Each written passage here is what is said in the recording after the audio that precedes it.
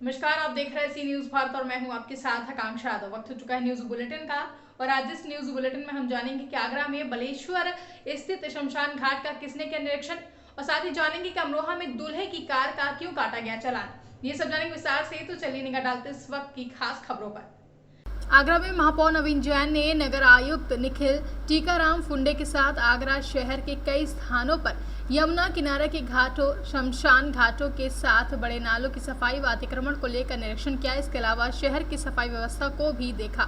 बलेश्वर स्थित शमशान घाट का भी निरीक्षण किया, जहां इस दौरान महापौर ने बिलकेश्वर मोक्षधाम पर विद्युत शवदाह गृह बनाए जाने की भी घोषणा की है। मुझे उत्तर प्रदेश सरकार और शासन के द्वारा निर्देश मिले हुए हैं कि कोई भी बॉडी पानी में प्रभावित न हो, उसे रोकने के लिए हमने कमेटियों का गठन किया है। एक पार्षद के नेतृत्व में 11 सदस्यीय कमेटी का गठन किया है। उसी के तहत बल्केश्वर शमशान घाट पर हम यहाँ पर आए हैं। कुछ कमियाँ मिली हैं हमें। यहाँ पर बल्केश्वर शमशान घाट को विद्युत शवदाह गृह बनाने का भी हम निर्णय किए हैं और यहाँ पे जो व्यवस्था है उसको और ठीक करने के लिए भी काम का निर्णय लिया है। अभी हम जमुना की तलहटी पे भी गए हैं, वहाँ पर भी हमने निरीक्षण किया है। कुछ कमियाँ हैं, उस कमियों को हम जल्दी नगर निगम के माध्यम से दूर कराएंगे। तो सुल्तानगंज पुलिया नाले का लक्षण किया गया क्या? हमने सुल्तानगंज पुलिया के सभी पार्षदों को भी सदस्य बनाया। उद्देश्य ये है कि नदी में किसी भी प्रकार से शव प्रभावित ना हो। अभी तक आगरा इस चीज़ से बचा है और उम्मीद यही है कि ये समिति सक्रियता से काम करेगी तो ऐसी किसी परिस्थिति नालों का निरीक्षण भी किया जा रहा है। उसके बाद देखिए, जैसा आप जानते हैं कि बरसात का मौसम आने को है और उससे पहले हम लोगों का एक रोस्टर बनाकर हमने सफाई अभियान चलाया है नालों का।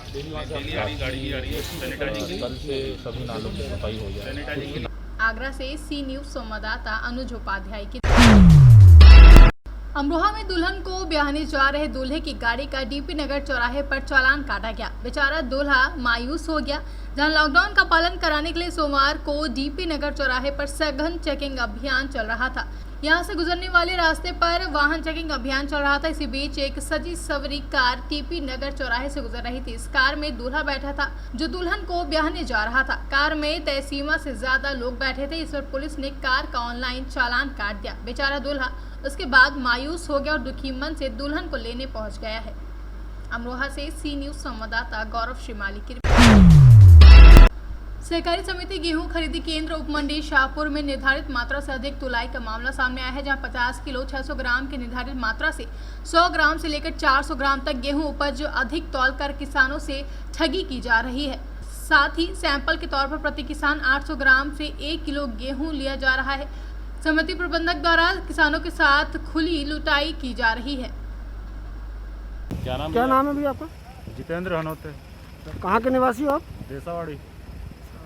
गेहूँ लेकर के आए हैं आप? जी, मम्मी के नाम से राम भाई हनोते। कितने एकड़ का हुआ था? कुंटल का? 70 कुंटल का है।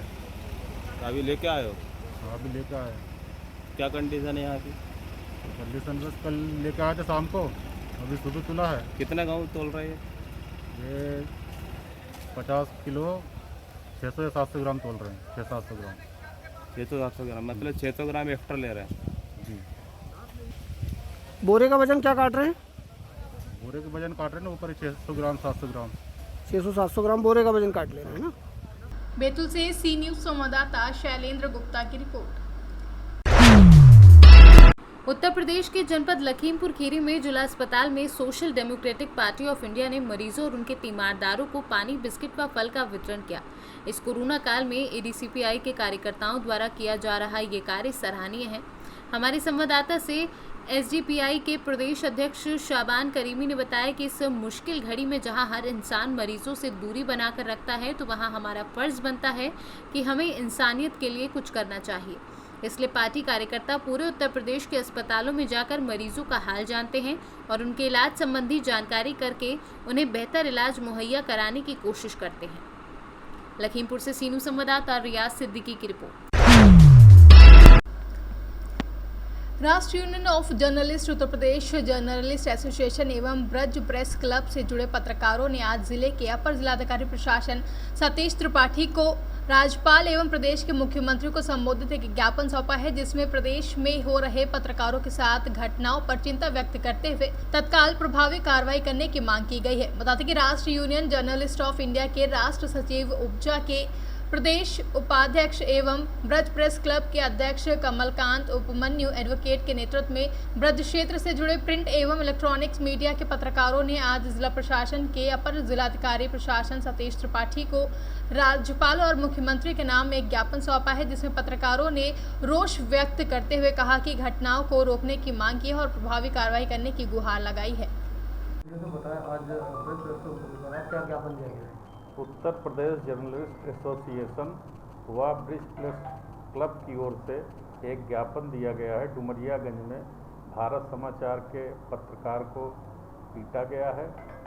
पत्रकारों की सुरक्षा रक्षा के लिए तथा कोरोना से जो पत्रकार संक्रमित हुए हैं उनको 50 लाख रुपए देने के लिए ज्ञापन दिया गया है, जो माननीय मुख्यमंत्री जी व माननीय राज्यपाल जी को संबोधित है। इसे नियमानुसार भिजवा दिया जाएगा। फिर ना एक तरफ मुख्यमंत्री कहते हैं पत्रकारों का सम्मान हो, पत्रकारों को जो है सम्मान दिया जाए, उनसे कोई भी किस तरह की जो बदतमीजी नहीं किया जाए। जिस तरह की घटना सामने आती है उसको लेकर क्या कहेंगे आप? अब ये तो शासन स्तर का मामला है। आप लोगों का तो हमेशा रक्षा सम्मान किया जाता है। कतिपय जिलों में अगर इस तरह की घटना घटी है तो उसको सरकार संज्ञान में लेके यथोचित कार्रवाई करेगी। उस पर भी कार्रवाई होनी चाहिए। आए दिन उत्तर प्रदेश में ही नहीं देश भर में पत्रकारों के साथ घटनाएं हो रही हैं, हमले हो रहे हैं, और जो माफिया लोग हैं उनकी खबर प्रकाशित होती है या अवैध काम करने वालों की, उससे बौखला करके लोग उन पर कार्रवाई तो प्रशासन करता नहीं है। वो जो माफिया लोग हैं वो उनके सामने ही पत्रकारों के साथ अभद्रता करते हैं, मारपीट करते हैं।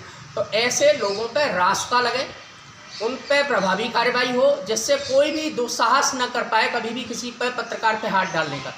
मैं प्रदेश के मुख्यमंत्री योगी जी से और देश के प्रधानमंत्री मोदी जी से अनुरोध करता हूं कि अतिशीघ्र देश में और प्रदेश में पत्रकार सुरक्षा आयोग का गठन हो, जिससे पत्रकारों और उनके परिवारों की सुरक्षा हो सके। दूसरा, कोरोना संक्रमित होकर अपनी जान हथेली पर लेकर के, अपनी जान जोखिम में डाल करके परिवार का यही कमाऊ पूत कह लीजिए, पत्रकार जो आश्रित है पूरा परिवार, वो अपनी इस महामारी में भी अपनी जान हथेली पर लेकर के कार्य कर रहा है। वहीं उस पर हमले हो रहे हैं, वो संक्रमित अगर हो जाता है तो उसको समुचित इलाज नहीं मिलता है, और हताहत होने पर उसके परिवार को सहायता राशि नहीं मिल रही है। हमने इस ज्ञापन के माध्यम से योगी जी को और राज्यपाल महोदया को हमने ज्ञापन दिया है। ब्रज प्रेस क्लब के माध्यम से उत्तर प्रदेश जर्नलिस्ट एसोसिएशन और राष्ट्रीय यूनियन जर्नलिस्ट ऑफ इंडिया की तरफ से मैंने ज्ञापन दिया है सारे पत्रकार साथियों ब्रज क्षेत्र के। इस घटना को लेकर सारे पत्रकारों में रोष व्याप्त है। जो हमले हो रहे हैं पत्रकारों पर, ये मांग है कि अतिशीघ्र राष्ट्रीय पत्रकार सुरक्षा आयोग का गठन हो। संक्रमित परिवार पत्रकारों के हैं, जो पत्रकार संक्रमित हुए, उनका इलाज का पूरा पैसा सरकार दे, और हताहत होने पर उनके मृतक आश्रित परिवारों को 50 लाख रुपए की धनराशि दी जाए। इन्हीं मांगों के साथ हमने आज सारे पत्रकारों और देखो काली पट्टी बांध करके हमने विरोध प्रदर्शित किया है। अगर ये घटनाएं नहीं रुकी तो वह दिन दूर नहीं जब पत्रकार सड़क पर आकर के। मथुरा से कैमरा पर्सन निशांत कटारा के साथ जितेंद्र सिंह चौधरी की रिपोर्ट। अंबेडकर नगर के अरौली थाना क्षेत्र अंतर्गत हृदयपुर में दो पक्षों में जमीनी विवाद को लेकर जमकर ईंट पत्थर चले, जहां मारपीट के दौरान दोनों पक्षों के लोग घायल हो गए। दोनों पक्षों ने अहिरौली थाना पहुंचकर अलग अलग तहरीर दी है। पीड़िता गिरजा पांडे की तहरीर को पुलिस ने तुरंत ले लिया, लेकिन पीड़ित के भाई का आरोप है कि पुलिस बिना मेडिकल कराए ही उनकी बहन को घर भेज चुकी है, जबकि मारपीट के दौरान उनकी बहन का सर फट गया है और पैर में भी गंभीर चोटें आई हैं। क्या नाम है आपका? नागेंद्र पांडे। क्या मामला है आपका? मामला है ये हमारी ज़मीन है, यहाँ अभी एक पेड़ था सुबह, तो ये टाली में बज रहा था, तो उसको हमने उठा करके यहाँ रख दिया। इसके बाद हम चले गए चौराहे पर, और बाकी भाई लोग और सब पिता उता जी सब इस खेत में चले गए, द्वार वाले खेत पे काम करने के लिए जी। इतने में जो है हल्ला गुल्ला होने लगा। ये बच्चे जो है हृदय राम और इनके पूरे परिवार भर इकट्ठे हो गए, कम 15-20 लोग, और उसके बाद भद्दी भद्दी बहन बेटियों की गालियाँ देने लगे। हमारी बहन वहाँ गई कि आप लोग गालियाँ क्यों दे रहे हैं, बस उसको दौड़ा लिए, सब मारने लगी। उसके बाद तुरंत क्या हुआ, तुरंत हमारी दीवार ढकेलने लगी। दीवार ढकेलने के बाद तुरंत ईंटा पत्थर फेंकने लगे हम लोगों के ऊपर। हम लोग किसी तरह से बच पाए। हमारी बहन के सर में चोट आ गई, पैर में उसमें चोटें आ गई। हम लोग यहाँ बहुत से लोग यहाँ मौजूद थे देखने के लिए, लेकिन कोई बीच बचाव करने के लिए नहीं दौड़ा। किसी तरह से मामला शांत हुआ और उसके बाद फिर हम लोग थाने पहुँचे। वहाँ पे बताया सारा, यशो जी को सारी बात की घटना बताई गई। बहन भी गई थी वहाँ पे, सारा दिखाया गया मामला, लेकिन वहाँ कोई कार्रवाई करने से अभी कोई कार्रवाई नहीं हुई हमारी। मतलब एप्लीकेशन लिया गया कि नहीं वहाँ पे? एप्लीकेशन वहाँ पे ले लिए हैं। और जो चोट लगी हुई थी उसका मेडिकल कराया गया कि वैसे घर भेज दिया गया? नहीं, मेडिकल तो नहीं हुआ है, केवल वैसे घर भेज दिया गया? बस वैसे घर भेज दिया गया, अभी मेडिकल नहीं हुआ है। तो इस पर आप क्या कहना चाहते हैं? हम यही कहना चाहते हैं कि हमारा मुकदमा दर्ज हो, जो हमारी ये चोटें आई हैं उसको देखा जाए और यहाँ पर प्रत्यक्ष रूप से आकर के जांच करें, उसको देखें सही क्या है गलत क्या है। और लोग यहाँ प्रत्यक्ष जारी हैं, उनसे पूछ भी सकते हैं कि वास्तव में बात क्या है, सही बात क्या है। हम सही बात निर्णय चाहते हैं, और बाकी कोई मतलब नहीं है। अम्बेडकर नगर से सी न्यूज संवाददाता अजय कुमार उपाध्याय की रिपोर्ट। उत्तर प्रदेश सरकार महिलाओं की सुरक्षा को लेकर लाख दावे कर ले, लेकिन इसका असर जमीनी स्तर पर नहीं दिखाई पड़ रहा है। आए दिन महिलाओं के साथ मारपीट, लड़ाई झगड़ा समेत अन्य जघन्य अपराध हो रहे हैं। ताजा मामला महरूआ थाना क्षेत्र अंतर्गत ग्राम मेड़वा रघुवंशी का है, जहां पर पीड़िता गंभीर आरोप लगाते हुए महरूआ थाना अध्यक्ष को लिखित तहरीर देकर न्याय की गुहार लगा रही है। पीड़िता रीमा वर्मा का आरोप है कि वह अपने शौचालय के अंदर शौच के लिए गई थी। इतने में पटीदार भारत पुत्र रामसूरत ने शौचालय का दरवाजा तोड़कर अंदर घुसकर उसे पकड़ लिया। पीड़िता ने यह भी आरोप लगाया है कि उसके साथ विपक्षी ने गलत काम करने का भी प्रयास किया है। इतने में पीड़िता गुहार लगाने पहुंची तो उसके सास ससुर व पति हल्ला गुहार सुनकर आ गए। विपक्षी घर के लोगों को देख जान से मार डालने की धमकी देते हुए चले गए, जिसमें पुलिस ने 2 लोगों को पकड़कर मामले की पूछताछ कर रहे हैं। लेकिन विपक्षी दबंगई के चलते जबरन पीड़िता जिस सार्वजनिक रास्ते से जाती थी उसे बाज बल ली गाड़ कर पूरी तरीके से बंद कर दिया है। बाथरूम में और भारत टेबल का पानी खोले थे अपने खेत में। उसके बाद वो वहाँ से देख रहे थे, उसके बाद आए उधार लिए थे, उधार से दरवाज़ा को तोड़े। उसके बाद दरवाज़ा गिर गया, खुल गया माने जब, तब उसके बाद हमने मेरा हाथ पकड़ लिए वो भारत। जब मेरा हाथ पकड़ लिए मैंने चिल्लाया। उसके बाद मेरे साथ गलत कार्य करने के लिए सोचे, हमने गुहार लगाया। मेरे सास ससुर ने दौड़े। उसके बाद उनने मारने की धमकी दी भारत ने। उसके बाद हमने कहा कि हमारे सास ससुर ने जब गए तो वो भाग लिए।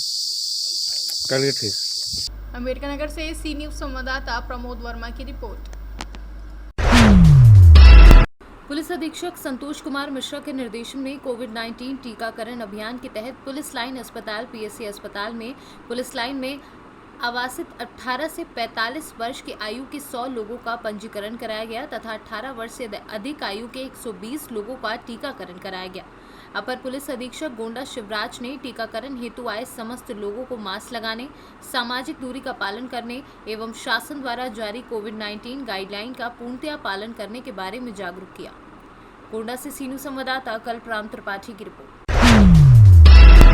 सहारनपुर के गागला हेड़ी में लॉकडाउन के नाम पर केवल खाना पूर्ति ही दिखाई दे रहा है। सुबह से लेकर 12 बजे तक बाजार में खरीदारी के लिए लोगों की भारी भीड़ देखने को मिली और 12 बजे के बाद लॉकडाउन में बाजार पूरी तरीके से बंद है। सड़कों पर दिन प्रतिदिन बढ़ती लोगों की संख्या और सवारी वाहनों से भी लोग इधर उधर अपने गंतव्य की ओर जा रहे हैं, जबकि लॉकडाउन केवल नाम मात्र ही दिखाई दे रहा है। सहारनपुर से सी न्यूज संवाददाता प्रदीप धीमान की रिपोर्ट। फिलहाल के न्यूज बुलेटिन में बस इतना ही। देश और दुनिया की तमाम बड़ी खबरों के लिए देखते रहें सी न्यूज भारत।